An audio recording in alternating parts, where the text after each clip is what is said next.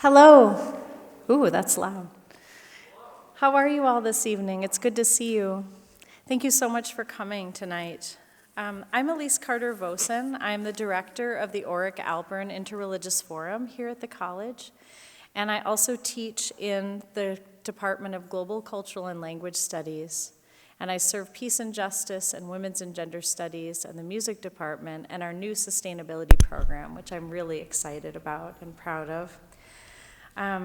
So in terms of the Interreligious Forum, it's been in place for about 13 years, and we are the entity that worked together with a number of other organizations to plan this conference. The Interreligious Forum promotes respect, understanding, and peace among the diverse religious and spiritual communities of our region, and we do this through sustained cross-cultural dialogue, collaborative projects, and events, and we're honored to have worked with so many organizations in the community to bring you tonight's speaker, Sam Grant. I would like to begin with a land acknowledgement inspired by the examples of ECO, UMD, and with insights from our colleagues here in the Native Studies Center at St. Scholastica. We're here today on the traditional, ancestral, and contemporary lands of the Ojibwe people, the Anishinaabe. We reside on land ceded in the 1854 treaty. We recognize and support the sovereignty of the Native nations in this territory and beyond. By offering this land acknowledgement, we affirm the continued vibrancy of the Indigenous community, the powerful examples set forth by Fond du Lac Band through the highly respected Minnow Ayawin Clinic and the Mushkawasin Treatment Center. This model of integrative medicine, healing, and wholeness has been present in Indigenous communities and communities of color since they came into being.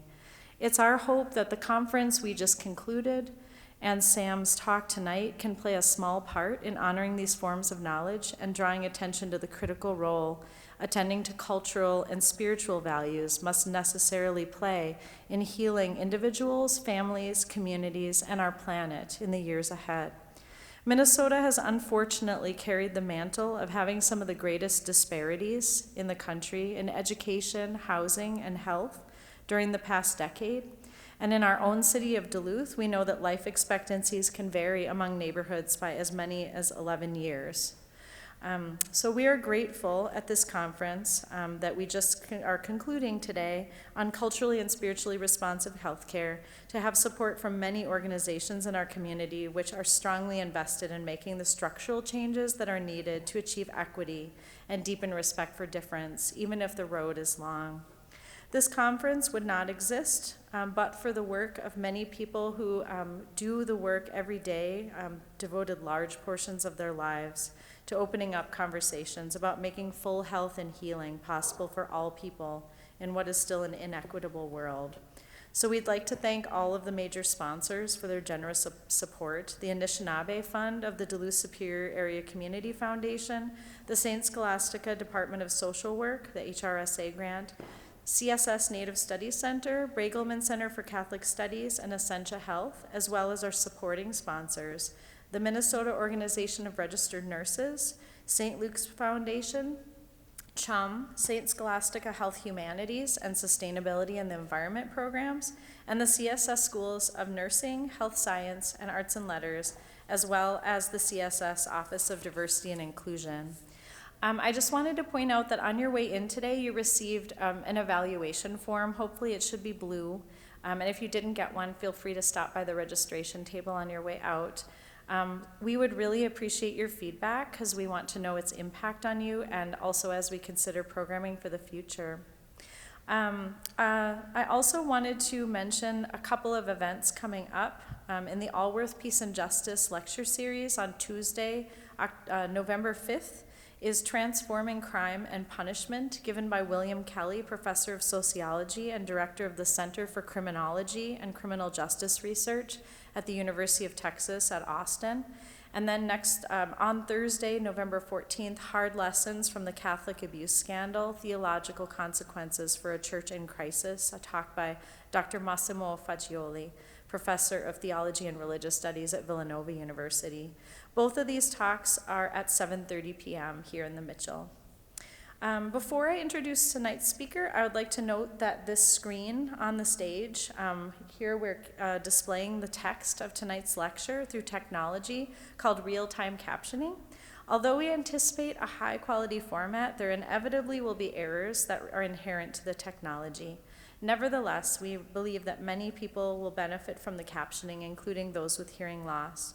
A special thank you to the Edwin H. Eddy Foundation, whose generous support makes this inclusive service possible. So tonight, we are honored to have with us someone who is a lifelong organizer and social innovator who has worked for 3 decades at the intersections of cultural, economic, and environmental justice and community health. Sam Grant, I came to know him as a result of our partnership with the HECUA Consortium, which is the Study Abroad and Off-Campus Study Program, where we send numerous students every semester.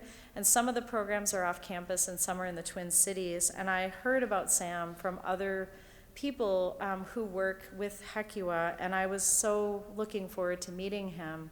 And he came and spoke to our United for Africa student organization about some of his work in Sierra Leone last year, and I'm so grateful that he accepted my invitation to come back and share some more of his knowledge. There are so many different things he has done in the course of his career, and it's really mind-boggling. I hope we'll get to hear about most of them tonight. Sam helped launch Afro Eco, the first African farmer-led CSA in Minnesota, which trained African-American farmers in urban organic agriculture, and the North Minneapolis Sustainable Food Lab, which aims to create a local food system in North Minneapolis that produces community health and community wealth. Sam has co-founded several other organizations, including Full Circle Community Institute, the Organizing Apprenticeship, the Sierra Leone Foundation for New Democracy. There's some banners that display some of that work, and the Grassroots Public Policy Institute. He works through Embody Deep Democracy to facilitate healing through healthy conflict work, and offers leadership and organizational development coaching. Sam is a faculty member at Metropolitan State University and leads the environmental sustainability program at HECUA, as I mentioned. He is certified in permaculture design and human systems dynamics, and he has trained thousands of social and environmental justice facilitators around the world, and we get to benefit from that wisdom tonight. So if you would please join me in warmly welcoming Sam Grant.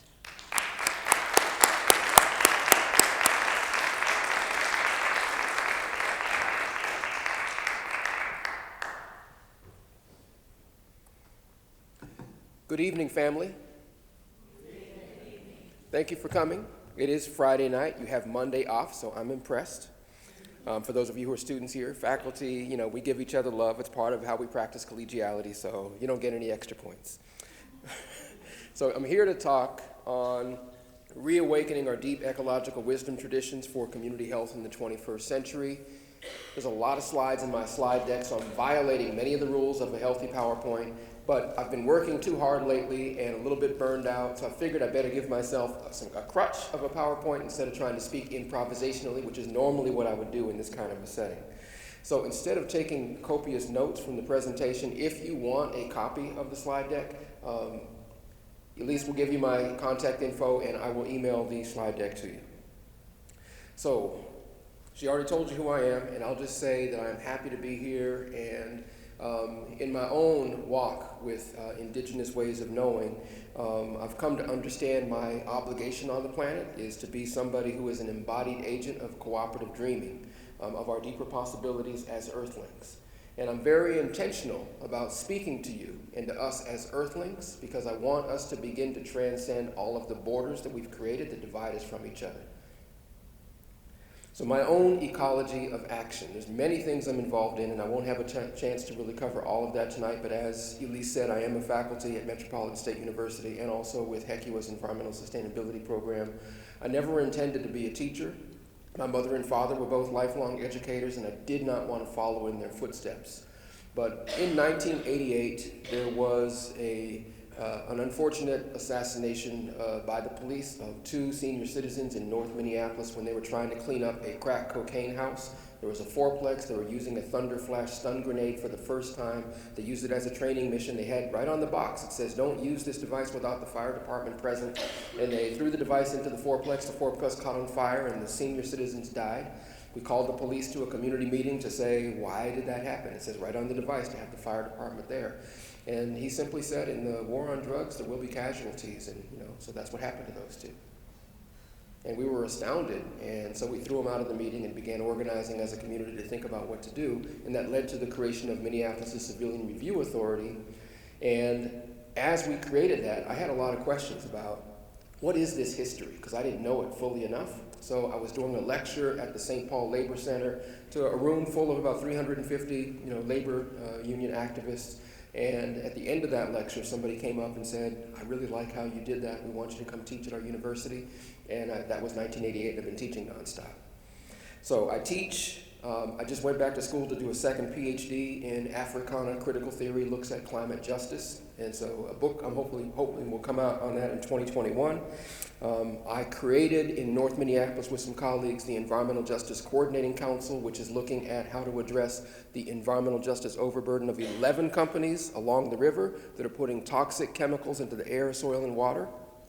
Anybody who has heard of North Minneapolis from way up here in Duluth, what you've heard about it is probably negative stuff about all of the community violence. But more significant than all of that community violence is the environmental violence. So Elise mentioned that here in Duluth, the life expectancy of Black and Indigenous people is 11 years less. In Minneapolis, it's 12 years less or more. So there's a significant burden because of that environmental injustice.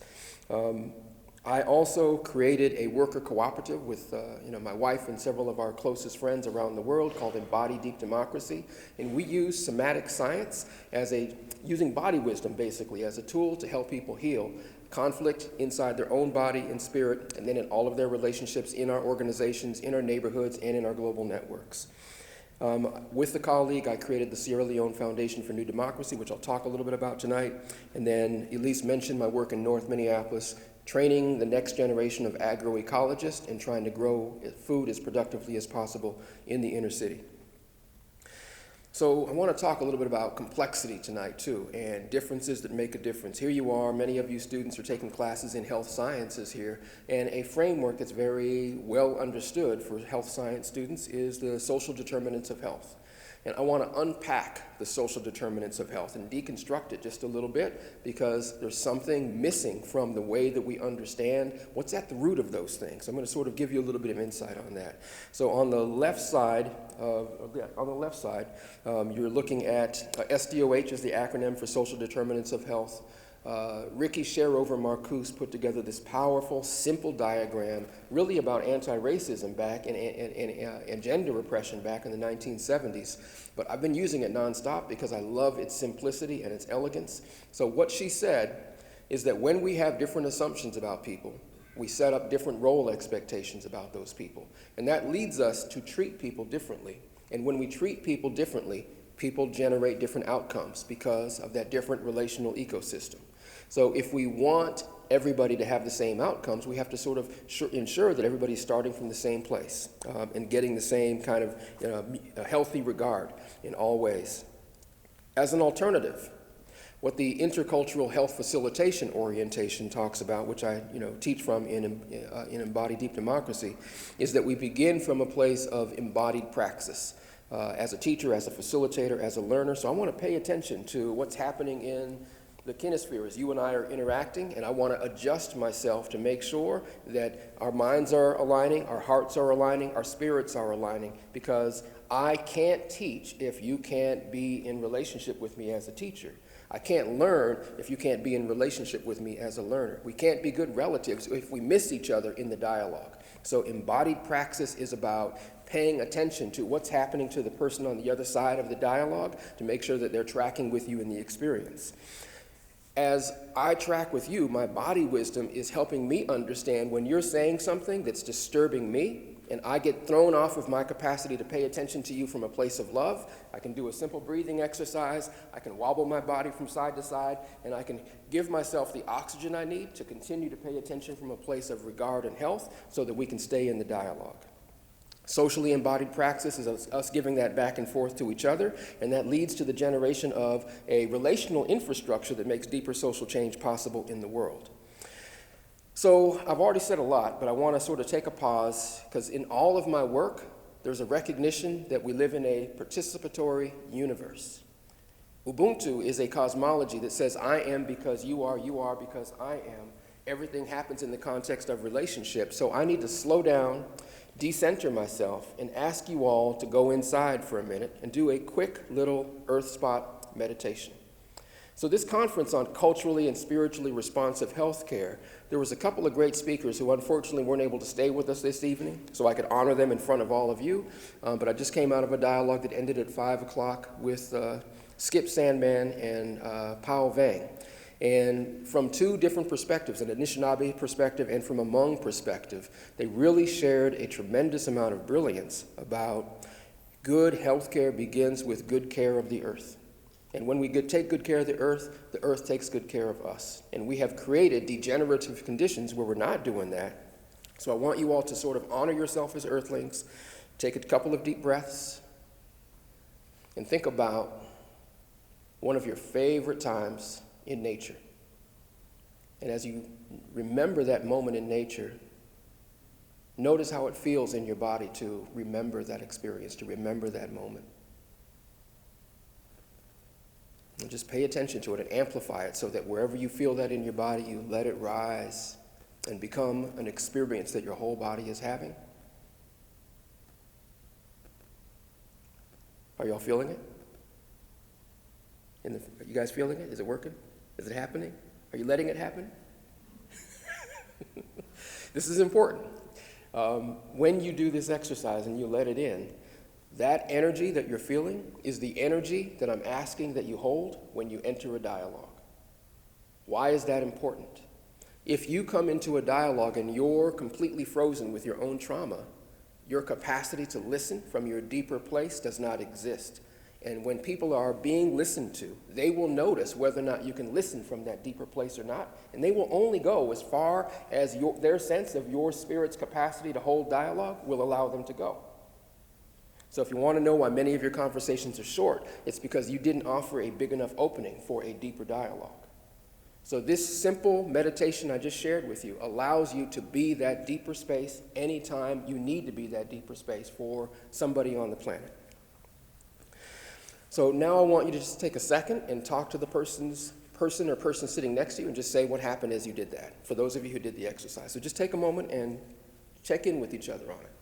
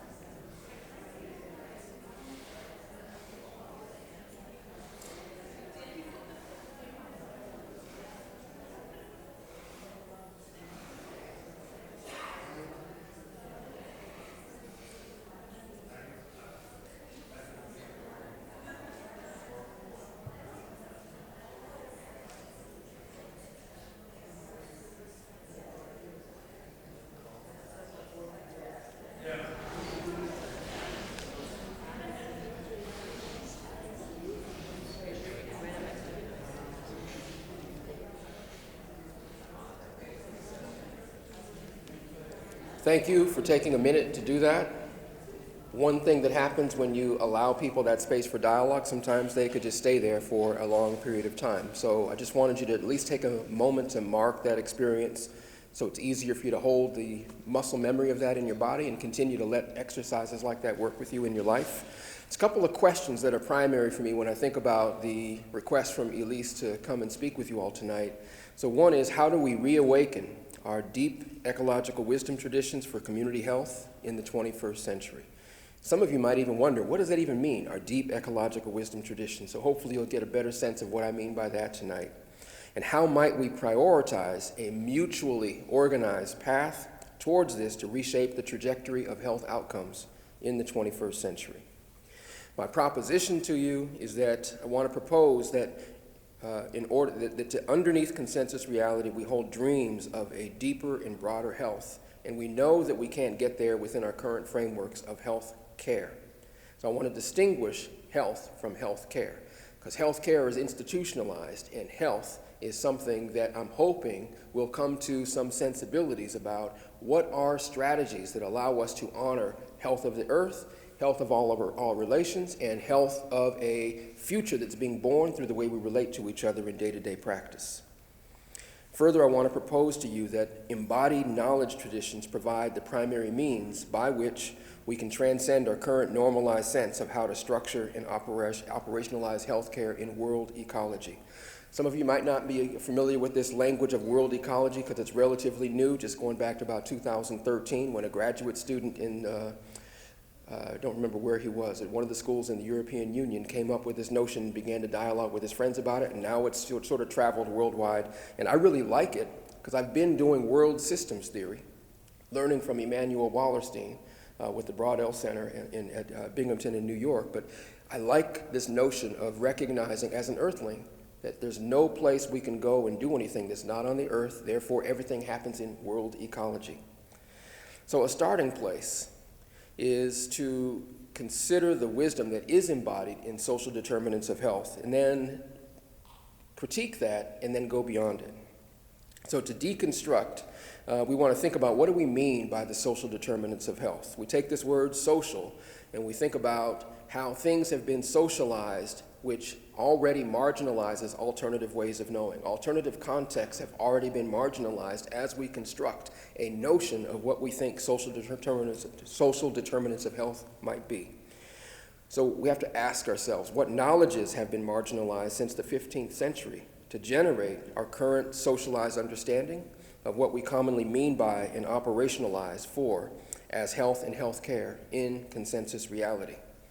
Part of the reality that I want us to pay attention to is what I call structural violence, following Johan Galtung's work, or environmental violence.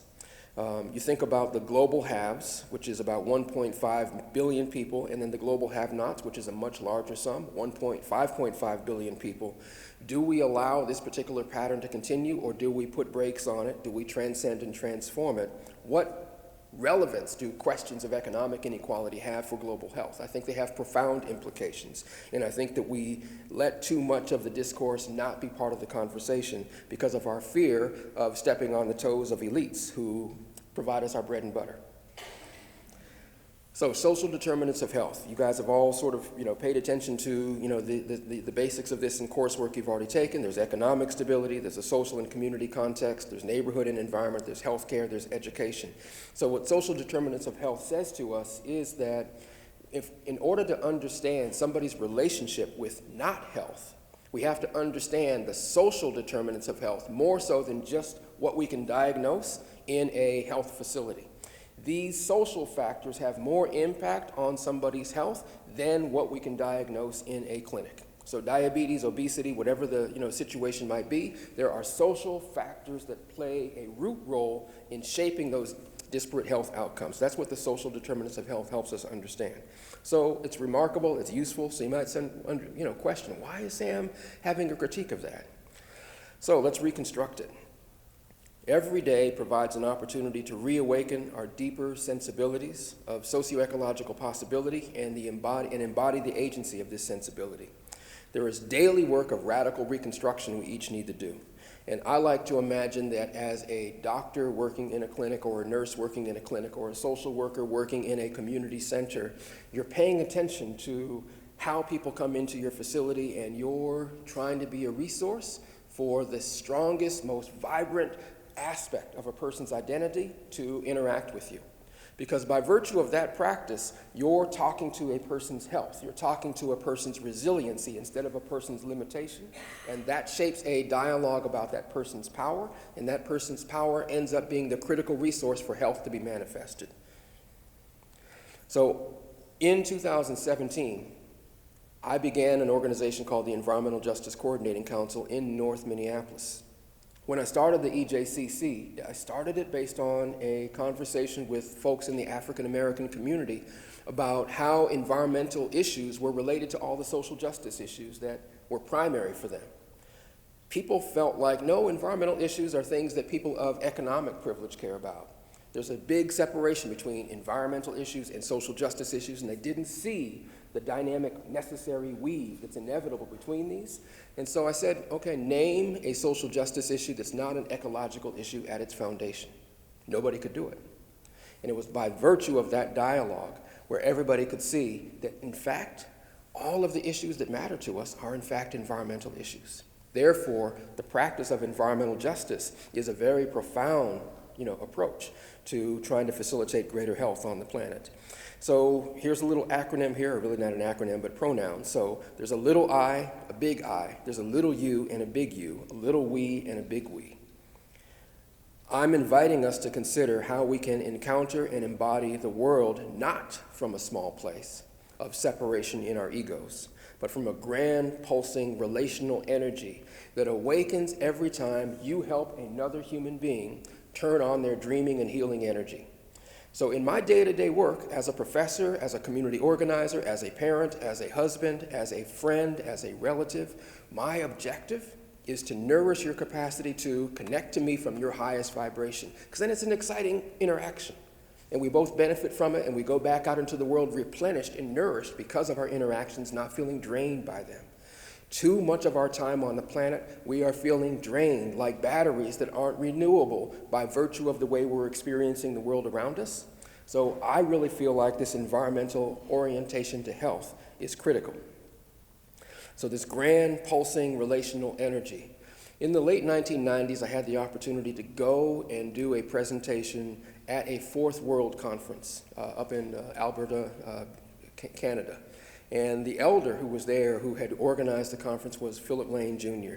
And one of the things he taught me when I was there, which I feel is a great description of this great pulsing energy, is that the honor of one is the honor of all, and the hurt of one is the hurt of all.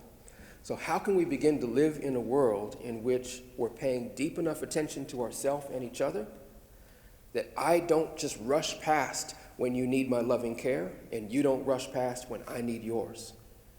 You think about what we can learn from nature. Geese as an example. Geese fly in V formation. Many of you have heard that in the basic class in biology or ornithology. But what we don't often hear about is that when one goose has to go down to the ground because that goose has an ailment or an illness or a broken wing or whatever the case may be, the goose in front of it and the goose behind it go with it. And that goose has good relative energy there with it to help it until it can return to the flock. And if it needs to die, they stay with it until it dies, and then they return to the flock. So that kind of radical regard for each other is something that too many human beings are missing. So because of my work in the world on climate justice, I wanted to bring a little bit of this in. There are many ways in which climate justice is having profound impacts on health and healthcare on the planet. So extreme weather with heat waves, floods, and droughts, increased diseases, cholera, malaria, dengue fever, so on and so forth, increased socio-ecological duress and stressors like fear, anxiety, violence, migrant flows, closing of geographic and relational borders. These are all things that are escalating now, even though the science has been clear since the founding of the Intergovernmental Panel on Climate Change in 1988 that we need to create a different kind of framework on how the environment needs to be primary, more so than economic growth. We're still privileging economic growth, and we're still putting more greenhouse gases up into the atmosphere, even though we say we know better. So from complexity theory, we have to ask, what are the invisible underlying patterns that are causing us to practice this bad behavior? So this is a question of ecosystems health, for me. So here's a list of some of the things that are going on under the radar screen that are invisible from view to too many of us, that are having an impact on why we can't transcend bad behavior. So environmental and socio-ecological consequences of economic growth, what we call energy slaves, which is using fossil fuels as a replacement for slavery in the global economy, and yet the reality is we have more slaves now than we had at the signing of the Emancipation Proclamation in 1863. We have 40+ million slaves in the global system right now. We have a tremendous crisis in terms of biodiversity loss with what some scientists are calling the 6th great extinction. I've got a couple of slides on that later, so I'll rush past that. And we have an increasing political ecology of fear and hate and conflict that's rising rapidly right now. Vandana Shiva talks about this pattern as ecological apartheid. I don't know how many of you have read her book, Earth Democracy, which she wrote in 2005, and then it came out again in 2014. But in 2013, she wrote a very short article that was in Yes magazine, where she gave a very simple description of this notion of eco-apartheid. Eco-apartheid is a world cosmology based on the division of humanity from nature, where we believe we're superior or dominant over nature, and that's appropriate. The human division from each other with racism, sexism, classism, patriarchy, and the long list of all of the ways we artificially divide ourselves from each other. And when you have created a division from nature and a division from each other, what happens inevitably is a division inside your own spirit. So it's those three divisions that are at the heart of what she calls eco-apartheid. And so her question and my question is, what's the relationship between eco-apartheid and the manifestations of ill health on the planet? And she talks about earth democracy. I like to call it ecological democracy, simple semantics. What would it look like to put a health paradigm in place based on ecological democracy, where every breath, every act, we are focusing on care of the earth, care of each other, and care of the future. So an intercultural orientation to the social determinants of health. You look at this diagram, and I'm listing again what the social determinants of health are. And then in the middle, I'm listing the mainstream meaning making about these social determinants of health. And then on the far side of the continuum, I'm talking about if we look at the social determinants of health from a pluriversal perspective, and here I'm really asking us to think about what we're learning from indigenous people around the world, about how they're looking at what global health care might look like. What they say very consistently is that good health care on the planet begins with good care of the earth and good care of the earth's cultures. If we do those two things, and then we have a form of education which is truly intercultural, in the educational setting, we're learning about each other as a way of learning about ourselves and learning about the world we share. Then the cosmology that we enact together on the planet is a cosmology of taking care of the earth as the earth takes care of us.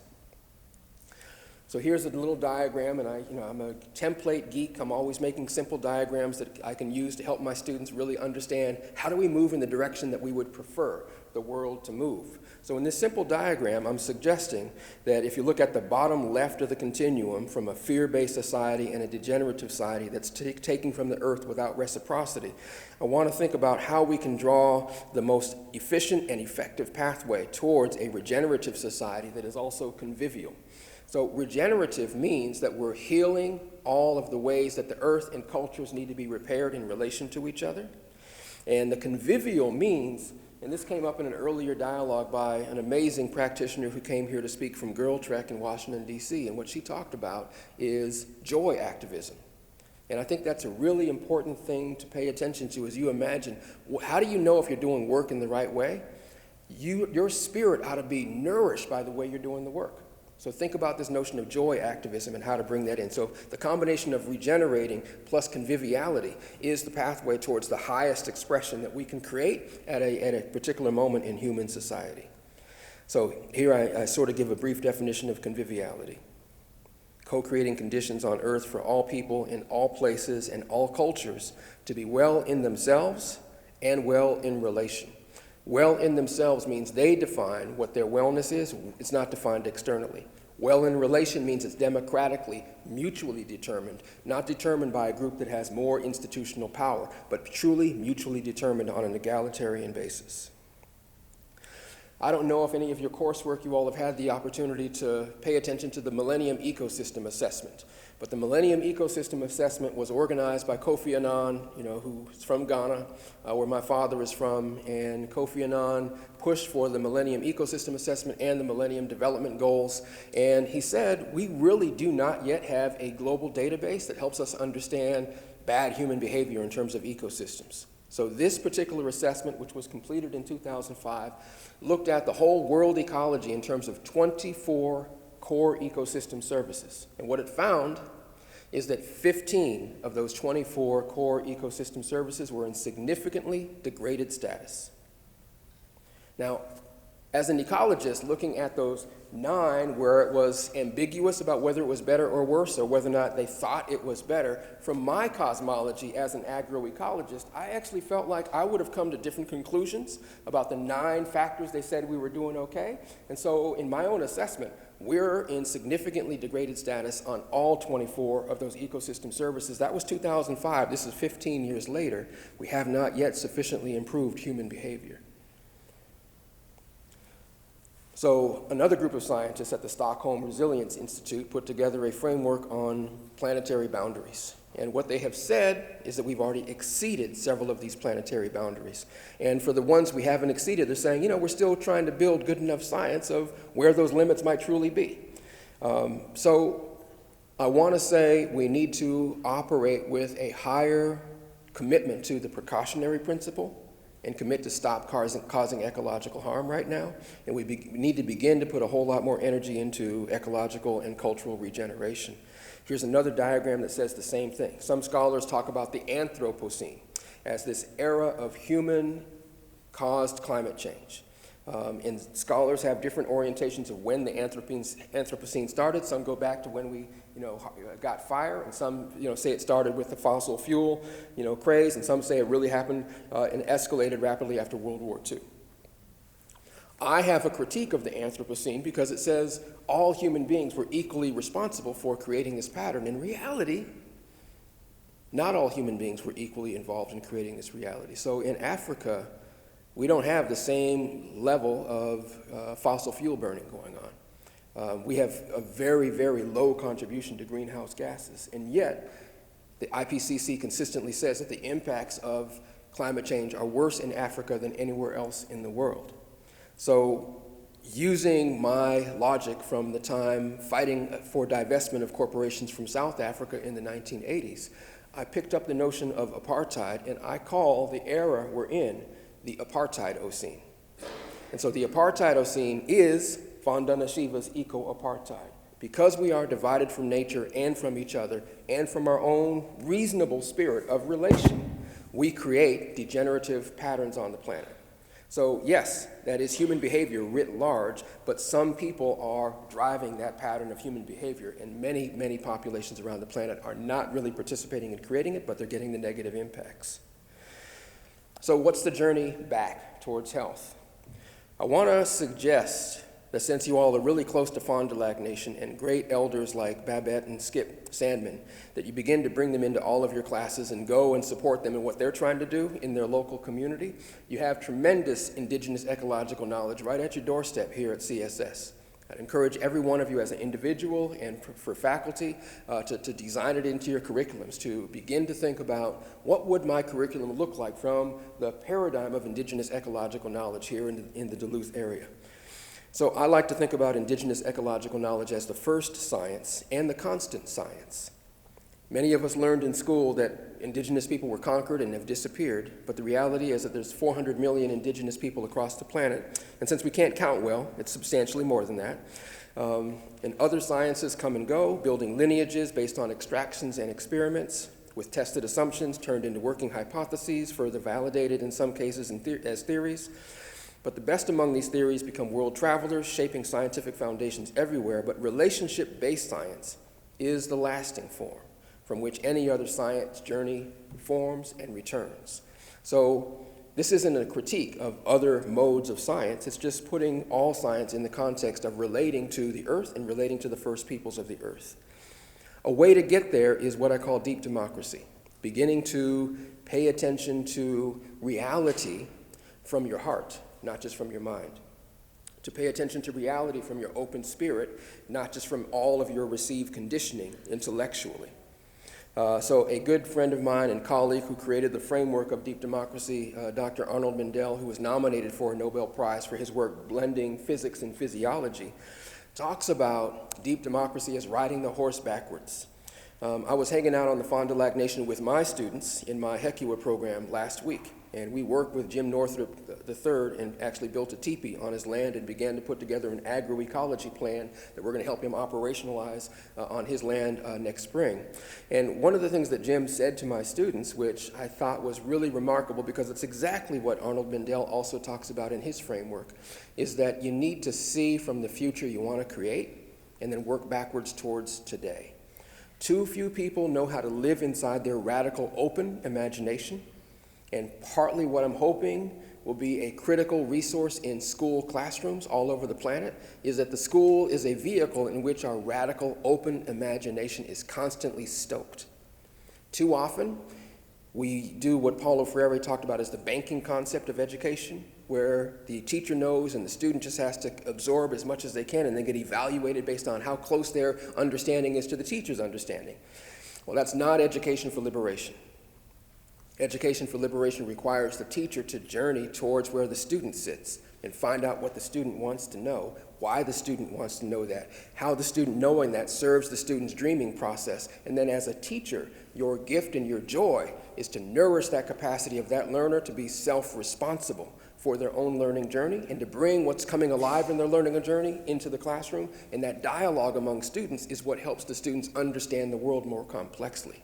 None of us as teachers can ever know enough to convey the full possibilities of understanding to our students, so it's in our best interest to invoke and invite the fullest breadth of insight from all of our students at every opportunity. So Deep Democracy says, let's go beyond facts and figures and come into what we call dreamland, which is all of those things that we're sensing we can't quite give a word to, but we know they matter. And then coming down to a deeper essence layer where we learn how to midwife the next language, the next understanding, as opposed to operating from frozen understandings of the past.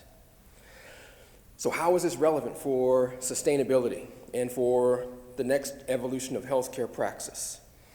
I like to think about systems knowledge that we learn in our schools connecting to traditional ecological knowledge and indigenous ecological knowledge and social movement learning. So let me talk for a second about that. Communities all over the planet are facing critical questions about how they get from where they are right now to a healthier, more vibrant place of well-being and prosperity.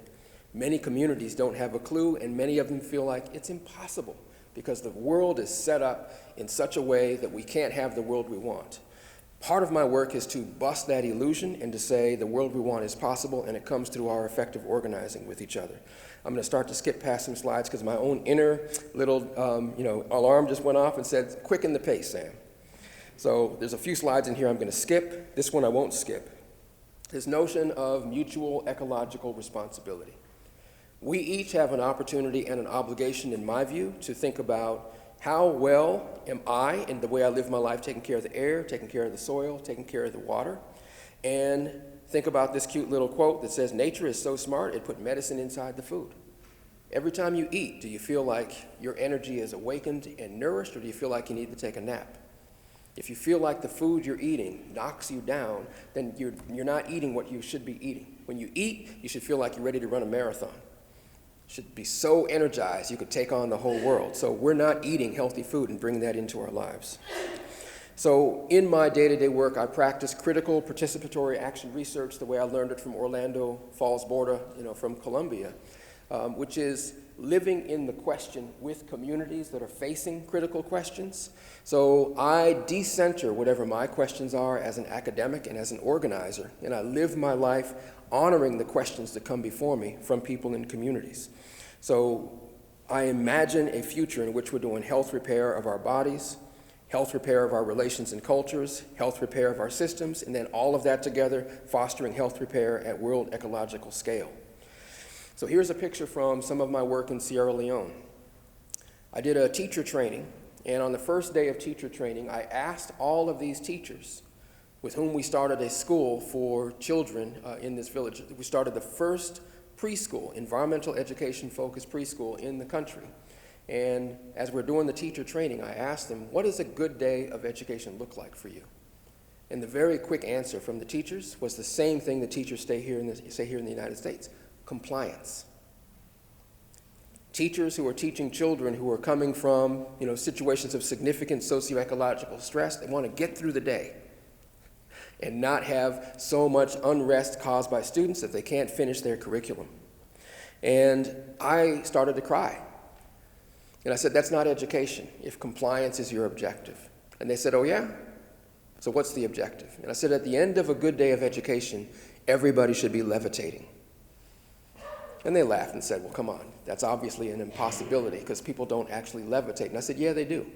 And the way to get people to levitate is to set up your educational paradigm where it's based on a participatory process of letting each student find their bliss of learning and share it with each other. And so one way to do that is to start tomorrow, have all of the children take turns pointing out something on the farm that we're building to provide the school for the children in the school, and have them point out something interesting and say why it's interesting. By the time you're done with that particular day of curriculum, every child should have been able to share with all of the other children, and then you come back and report to me whether or not you levitated or not. So they came back and reported to me at 4 o'clock that afternoon, yes, we levitated. So it's the power of education for liberation in which you use a participatory process. So here is a picture of some of these children who are learning to use the circle as a mode of educational technology. So by learning in circle, we as teachers remember that it's not about what we know. Our job, our primary job, is to hold the container for learning to emerge, for knowledge to emerge through all of the things that people are bringing into the conversation. One example of this is meeting with the village elders who were talking about the loss of cultural transmission from one generation to the next. So here's women who have been making textiles with cotton in this village for hundreds of years.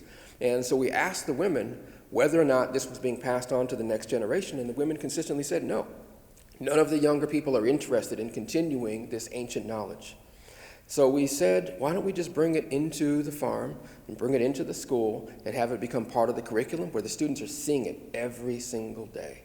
And so as a result of doing that, now children are beginning to say, oh, that's not something that old mamas do. That's something that's part of our culture. So it's a whole different shift in their consciousness about their relationship to it. So I'm going to skip past this without getting into the details of it, but I just want you to pay attention to this notion of integral praxis. And integral is a fancy word developed by a pretty smart guy who I think got in his own way by making it hard for people to follow what he was trying to say. But the simple point of integral psychology, integral praxis, and there goes my alarm telling me to shut up as soon as possible. The basic idea is that there's 4 irreducible perspectives, and because each of these irreducible perspectives inevitably has an outside, there's actually 8. So one perspective is my interpretation of reality. And then my relationship with my understanding that my interpretation of reality is just one among many. So that's box 1, called the I box. The second box beneath it is the we box, which is the subjectivity of groups of people, which is just one group of people. There's many groups of people. So my subjective understanding has to relate to your subjective understandings and your cultures. And it's by that intercultural process of dialogue, we learn how to have a more complex understanding of the reality we share. So healthcare is one system. So you draw an integral ecology diagram just for healthcare in the top box for the it, and then in the bottom, how is healthcare related to all other forms of systems? So with indigenous ecological knowledge, we want to come back to a holistic relational understanding of everything that's going on, all of the dynamic pulses and patterns and forces in the world. And we want to think about them from a cosmology of relationship, from an open cosmology that's based on learning together, because none of us are fully formed and none of us have reality fully figured out. And we build social power based on deepest possible democracy, which requires a radical humility. When I went to my first ceremony on native land in 1983, the elder there taught me a word that has stayed with me for the rest of my life, because usually if somebody calls you pitiful, you take that as a bad thing.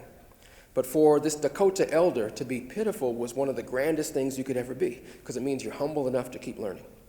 So the word he taught me was uunshika, O-O-N-S-H-I-K-A or something like that, uunshika. Pitiful. So we are pitiful, and that's why we come into these ceremonies to pray, to continue to learn, to pray to continue to be open, so that we can continue to grow together as human beings with the natural world around us. So that's the practice of deep democracy. So here's an ecosystem diagram. There's engaging, experiencing, evolving at the most outward edge, which supports reflecting on multiple experiences, or is supported by reflecting on multiple experiences, which is supported by making meaning through our own bodies and relationships, which starts with you beginning to be an embodied practitioner, which means you'll go inside your own spirit and ask, how well am I able to pay attention to the realities that are impacting my life? And you might notice, like when I asked that question, I got a flickering sense of sharp pain in my right arm, right here in the wrist. There is a native elder I was going to go see after I finished my lecture here with you tonight who just had a loss in his family. And I was going to go down there and pick up supplies I left with him, and then I had to email him back and say, you're in the middle of grief. I'm going to just let you focus on that and not come right now. But my own body is full of grief because he's also in grief, and he is my good relative. So I'm feeling that, and that's the symbol I'm getting from this right here. And so that's giving me a signal that when I leave here, what I have to do is honor that while I have had the blessing of spending time with you this evening, there's a lot of people in the world who are terribly impacted by negative realities on the planet that we all need to take mutual responsibility for. So what do I mean by health? Health is embodied, regenerative, self, relation, world awareness, and practice. So it's my self-awareness of health, my relational awareness of health in relationship to you, and then our collective awareness as the world in terms of how are we practicing whole-scale health at the micro scale, the meso scale, the macro scale.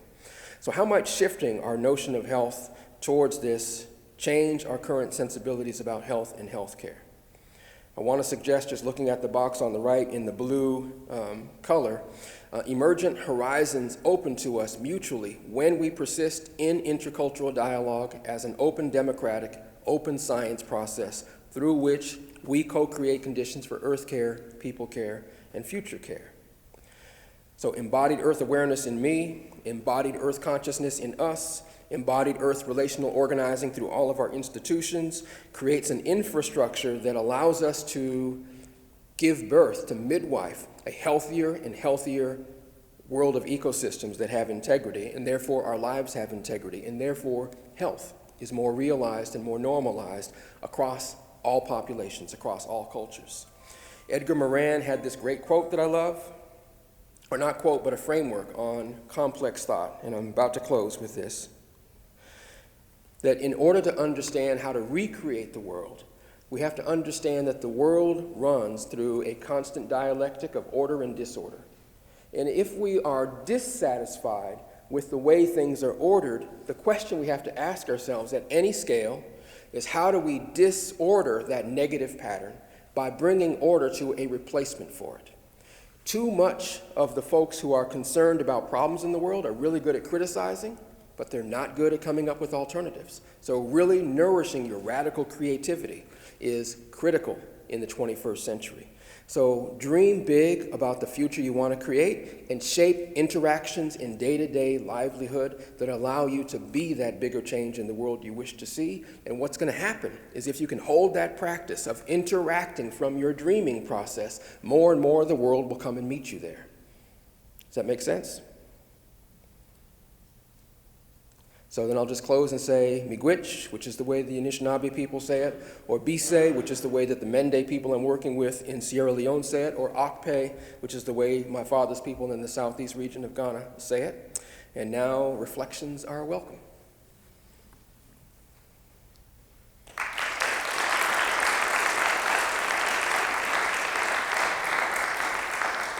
So Elise has a microphone here. One thing I forgot to say when I was doing my introduction was that we have a hope and an expectation that we make space for students to ask questions first, if at all possible. So I would love to invite any students who have questions to start us off, and then others can follow. So I'm really hoping that there might be a couple of questions out there in your minds. So please come down to the mic to ask your question, if you wouldn't mind.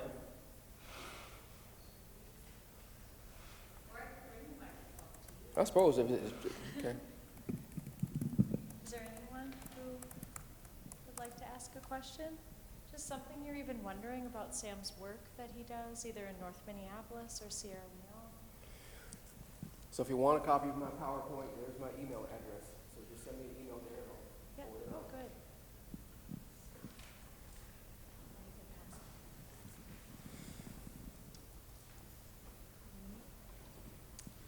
I think I'm more curious on the engagement and how to make things happen. So what are the steps that you feel that a person should take to start the change? For you, it was like a trigger to really stoke the fire when those two elderly individuals had died in that unfortunate instance. So for other people, like I am currently being educated in occupational therapy. And so we're trying to elicit change by promoting that by doing occupations that are meaningful to you, you have a better life and you're promoting health. So really for me, if I want to take like a larger approach to how I want to like approach the practice, what steps do you think people take to actually just get that first step in and try to create the change? That's a fabulous question. Thanks for asking it. There's a Aboriginal woman from Australia who said something that I think is worth invoking in this space. If you've come here to help me, go away. But if you've come here because your liberation is inextricably bound to mine, then let's get to work. And so I think as an occupational therapist, for you to live in the question of why are you so inspired and required by your spirit to be an occupational therapist? What calls you to that work? And I think being responsible for what and why and how you're called to it becomes a resource for people who are living in the question of, I don't have a clue what I'm supposed to do. I work with a lot of people who, I'm the first person, and I'm talking about people who are in their 50s and 60s, I'm the first person to ever ask them, what's your dream for your life? And people are saying, I'm just trying to survive, man. Best way I can, I'm just trying to survive. I don't even know what a dream is. I mean, it seems like some fake stuff, Sam. Sometimes that feels that way in grad school. Yeah.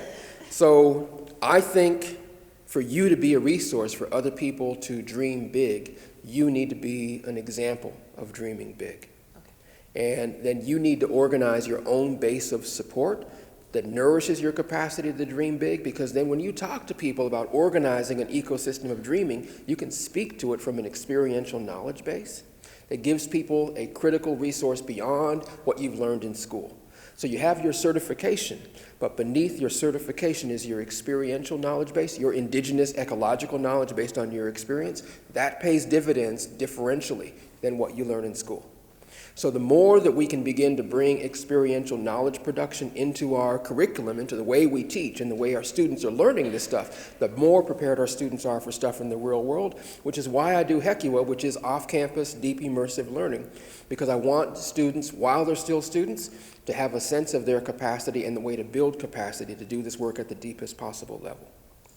So, another simple thing to do is to do these embodied exercises that help you pay attention when you feel anxiety and fear and you feel stuck, like it's intractable and you have no clue and there's nobody you can call because it's 3 in the morning. If you draw a diagram on the floor of 3 friends that you would call if it wasn't 3 in the morning, and you just walk back and forth, what would Mira say to me if I had a chance to talk to her? What would Joe say if I had a chance to talk to her? What would Owazawa say to me if I had a chance to talk to her? And just by walking that line back and forth, you're actually calling up their relational experience of you, and they're able to give you that insight without actually being on the other end of a phone line. So we have access to more knowledge and capacity to be bigger than we know how to be at any given instant, and I think the universe requires us to be that bigger person. And so if you can be that kind of an occupational therapist, then I am profoundly more excited about how OT helps us transform the planet. So thank you for your service. No, thank you. So you mentioned that good healthcare begins with good care of the earth, but how do I, as a future healthcare professional, articulate that to my future patients in ways that are like tangible and things that they can do in their everyday life to make an impact on their well-being and like their larger community's well-being as well. Thank you. That's a fabulous question.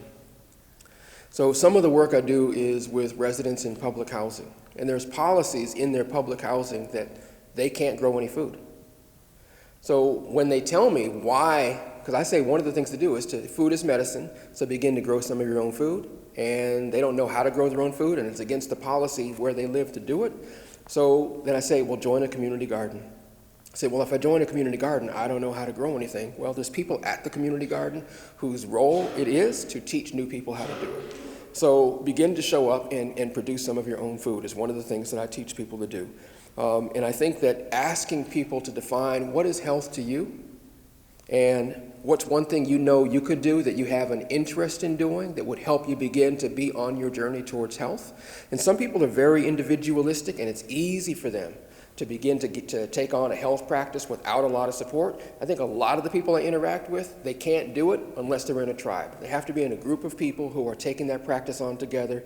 Earlier today, Ebony talked about Girl Trek and the power of getting black women in the United States to walk at least 30 minutes a day, 5 days a week. And by virtue of being in a group that's doing that, more women do it, and they do it more consistently, and they have amazing health outcomes because they're doing it. So help people move together, not alone. Fragmentation is a signal of pathology. And so when I'm fragmented and I have no social support, I am less likely to do things that nourish my resilience. So help people form healthy human bonds and diagnose what's going on where people live that makes it hard for people to form trusting, generative relationships. And solving that puzzle is the most important thing perhaps any of us could ever do to nourish people's journey towards greater health. People need to come back to relational health in order to have internal health, if that makes sense. Is there a follow-up question? Because I'm not sure I covered as much as you need me to cover, but thanks for asking.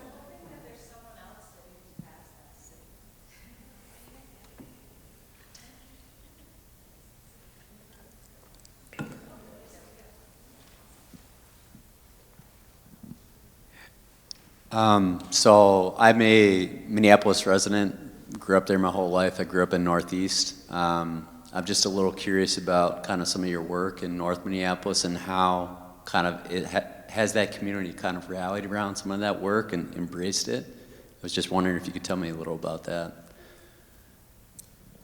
All right, so thanks for asking the question. So he's asking about my sense, and I'm going to sort of respond to your question by framing a different question that underlies or holds that question, which is this question of when do you know if substantive change is really happening in a community?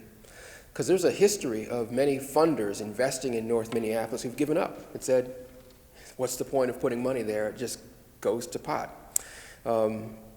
So there's an underlying issue here of how does a community begin to foster its own well-being? This is an important question, and it kind of relates to the question you were asking. How does a community get on that journey and stay on that journey?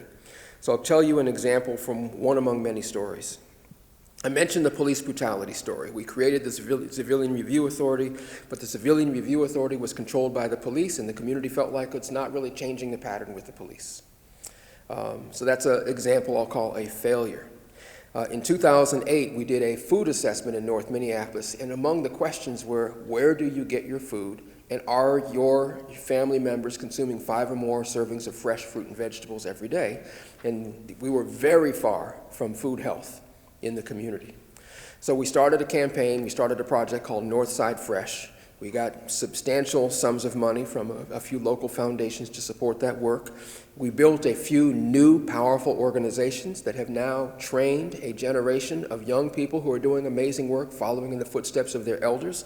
One quick example, which isn't a perfect example given some recent challenges, but one day, one of our community mothers took about 35 people on a walk from Penn and Broadway over to the highway.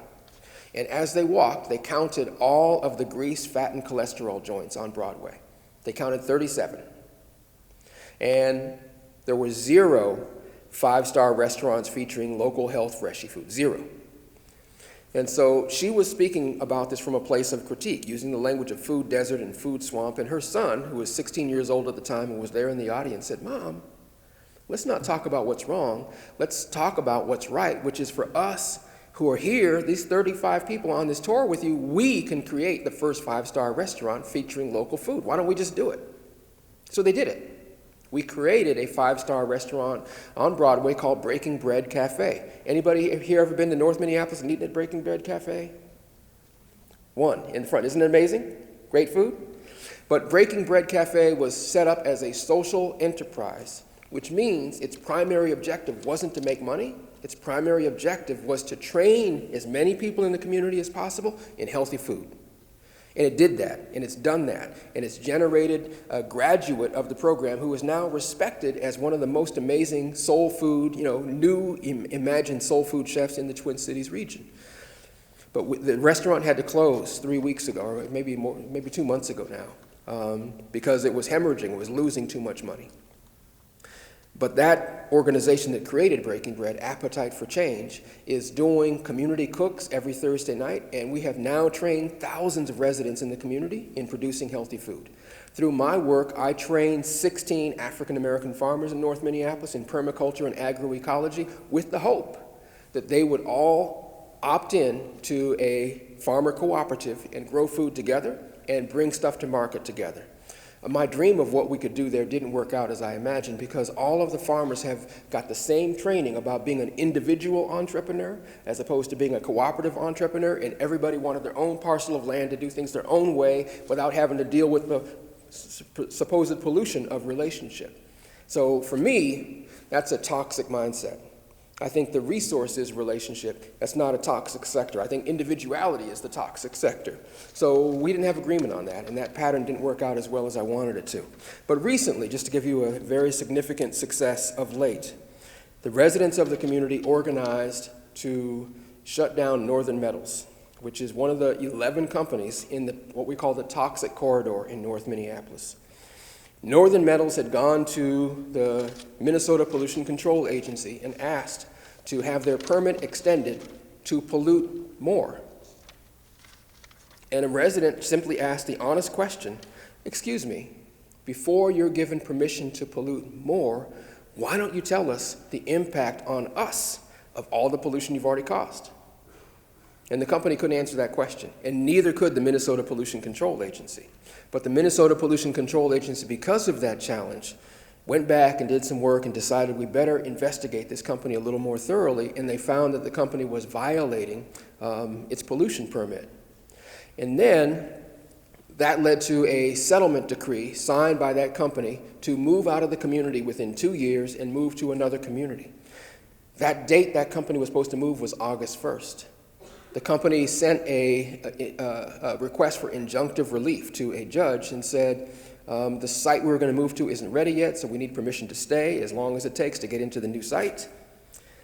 And the community called that company to a community meeting and said, "You have to look us in the face and tell us that your right to pollute is superior to our right to live." And the company said, "I'm not going to say that. But what I will say is that as a responsible corporation, I want to make sure that I continue to provide a livelihood for the people who work for me. So we're going to keep working as long as the judge is going to let us keep working." After that meeting, a whistleblower in that company came and said, "I have been keeping the data, and I can verify that we have been falsifying our data consistently, as long as I've been keeping the data." Once that came out in the public, then the judge automatically mandated that company shut down, and it shut down that next day. So 2 Mondays ago, that company shut down. So that's an example of success. So this is a community that is now awakening to the reality that if we want positive results, we have to come forward and deliver those results collectively. Now I'm saying that, and I want to also not sort of paint a false picture. I'll give you another story of a very painful, trauma-causing story in the community. We're working really hard right now on a 48.8-acre site called the Upper Harbor Terminal site to reimagine how we could do a eco-village in North Minneapolis, very much like the eco-villages I've created in Africa, where people have self-determined livelihood. The city of Minneapolis has put together a plan for that site, which the community has critiqued and said, we don't really see ourselves in this plan. We'd like you to cancel this plan, start over from a blank slate, and do something different that's inclusive and bottom up. The city has said, we hear you, we respect you, we would really like to do it in a way that works for you, but there is so much inertia in terms of the way that a city does development that you just have to accept that we can't meet you where you're at to the extent you're hoping we can. We will do our best as your city, but I don't think you're going to be satisfied with that in the short term. But if we stay at the table with each other, eventually we'll be able to generate better and better and better results. Now, what the community is doing as a result of that feedback from the city is tension within the community. Some people are saying, okay, we'll trust that that's true, and we'll try and work with you in the way that you can work with us. And other people in the community are saying, no, let's just shut it down. And so there's this dynamic in the community of the shutdown energy versus the participatory process energy. And so now that's a dynamic that we're having to try and heal through. So part of my work is having those kind of dialogues with folks in the community while also having dialogues with the city and the developers about how to do this in a truly participatory, ecologically grounded way. And it's uphill, and there's many days I don't want to go to work. But I keep going because my own dreaming process says that when you feel like you are challenged beyond belief, that's an exciting time to show up. So I keep going. Great question. Any other questions? Yeah, I have a question. So you had mentioned earlier how you felt that the indigenous teachings should be implemented into all classrooms. Could you elaborate on that a little bit more? And like what exactly?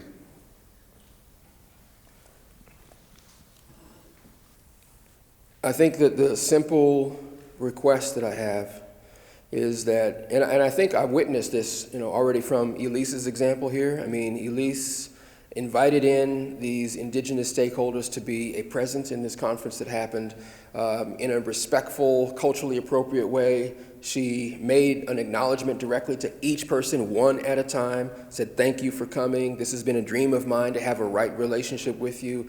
I hope you will feel like this is a relationship worthy of sustaining on your own terms. So she, as one of your stakeholders and ambassadors for good relationship, did that practice. My request is that faculty members here do the same thing. And that instead of students waiting for faculty to lead you there, that if students feel in your own spirit that you'd like to connect to indigenous ecological knowledge as part of your own learning process, begin to think about how you can get on that journey. So a place to start is Elise has already built some relationships. Draw a map of all of the different forms of ecological knowledge that are available by local indigenous people. Compensate them for their time instead of just assuming they'll give it to you for free, and begin to set up opportunities for them to come into class. So if you have a botany class, bring in a native botanist to talk about local ethnobotany in the Fond du Lac area, right?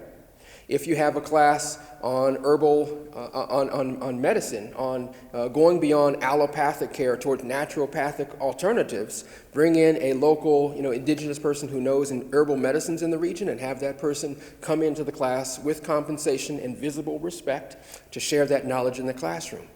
Ask your professors to begin the journey of having the curriculum reflect indigenous ecological knowledge as alive in the syllabus. So we as faculty have to stop having it be on the periphery or on the outside, and it has to be internalized as core to what and how we teach. So I was in a class earlier today in Jane Watrous' class, and she is using Braided Sweetgrass as one of the books in the class. It's a fabulous book. There's a very long list of fabulous books that focus on indigenous ecological knowledge that are out there. So I want to suggest that each of you should get on the journey for yourselves and then do your own part to bring it alive in the curriculum. I think we've made a mistake of assuming that somebody out there should take responsibility for that. And Sweet Honey and the Rock had this great quote that was a key galvanizing quote for the civil rights movement. We are the leaders we have been looking for. So if you have the critique of something that's missing, you also have the solution. Don't critique and say, bring it, you bring it. right? And somebody might say, oh, thanks for asking. I've been meaning to do that and I just haven't been able to. Will you help me? And one way of helping me is just to continue to hold me accountable when I fall short, because trust me, I will fall short. But love me while I fall short, because you're going to do the same thing. We're both pitiful, but we both have this dream. Let's enact it together. So I think taking mutual responsibility instead of judging each other is a critical part of this work. So I think part of it is to nourish all the assets here at CSS and source more from what's possible as opposed to what's wrong, and just bring more and more of what's possible in by doing what's easy to do in the short term and connect what's easy to do in the short term to what's harder to do. So I always encourage people to think in terms of low-hanging fruit, moderate fruit, and more difficult fruit, but design from an integral process that brings you from what you can do now to what you can do next. So you might find one professor will fold it into the curriculum in 2019. But maybe 8 will do it in 2020. And maybe by 2025, you can't take a class at CSS where it's not there, right? Thank you. I love that. One thing I just wanted to mention, you were just talking about low and moderate hanging fruit. I could make another moderate suggestion, which would be anytime you see in announcements or, if you look on the website, look for American Indian Community Housing Organization, ECO. Anytime they have a cultural event, they're a powerful cultural center. They have art openings, speakers, poetry readings, music, food, festivals, all kinds of things going on. If there's an opportunity, go there. And you're going to enter a native space, and there's going to be some adjustment, but I really highly encourage you to take that opportunity and put yourself there if you have the chance. So I just wanted to invite, if there's a couple more questions. It's like 7:15 right now. Yeah. We can definitely go to 7:20 or, if somebody has. Does somebody over there have a question? While she's walking the microphone over, I just want to amplify what I heard Elise say and just talk about one minimal thing is for each of you to stop allowing yourself to be a resource for the invisibilizing of Indigenous lives and realities. So you to take responsibility to begin to recognize that Indigenous people are here. They're doing amazing cultural resurgence work, working against many, many, critical, challenges. And they need true solidarity, not I'm coming to help you, but I'm coming to partner with you because my liberation and yours are bound with each other. If you can show up from that level of internal integrity in relationship, then you're going to get gifts out of being present with them that you didn't expect. And so that's just one thing I want to encourage all of you to do, is to do your own part to stop invisibilizing Indigenous lives and realities here locally and around the whole world, and to think about how is Indigenous lives and realities relevant in whatever I'm going to do in my life, and to bring it alive as fully as you can. Because here's one thing I want to guarantee. As a person who is working on climate change and climate justice, I've noticed that where the biodiversity hotspots are on the planet is also where Indigenous people are still most active in trying to foster ecological health. And so instead of thinking about these as two separate things, if we organize a paradigm of climate justice in which we're saying we're going to address biodiversity and carbon sequestration in prairies and in forests by honoring and supporting Indigenous people's sovereignty, then that's a win-win scenario that benefits the planet and benefits people. So there's things like that that we can do that I want to consider as low-hanging fruit over 2020 to 2030 that I really think all of us ought to operationalize. Is there another question someone has?